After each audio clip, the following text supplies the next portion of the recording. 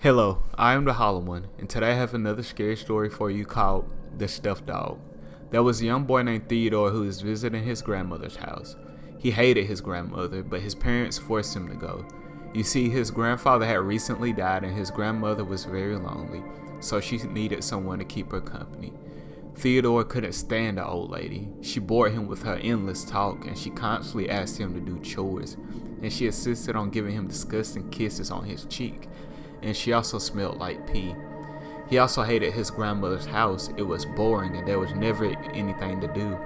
The place was stuffed with old books and creepy statues. The beds were lumpy and uncomfortable. She didn't even have electricity, and every room was lit by candles.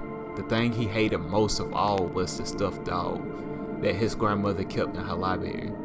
You see, she said it was her husband's dog, and it always stood by his side. So when the dog died, she had it stuffed and placed in her husband's favorite room, which was the library. Whenever Theodore saw the stuffed dog, it creeped him out. He couldn't stand the sight of the wretched thing. It made his skin crawl.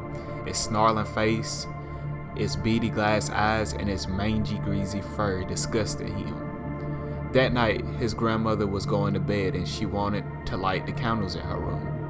She couldn't find any matches, so she asked Theodore to go downstairs and find some. Theodore gritted his teeth and swallowed his anger. He was irritated by all the chores she asked him to do. He walked down the stairs and went to the library. It was dark and he searched through the cupboards and drawers, and he eventually found some matches. Just then, he thought he heard a strange sound. It sounded like a low growl. Theodore turned around and looked at the stuffed dog in the corner. The dog stared back at him with his glassy eyes. He hated the dog so much. It bugged him so much that he thought of a way to get back at it. He struck one of the matches and shoved it in the dog's face, burning off the whiskers. Theodore's grandmother heard a terrible scream. She ran downstairs and rushed into the library. Theodore lay sprawled on the ground, his eyes wide open and his face twisted in a look of terror. He was dead. She immediately called the police.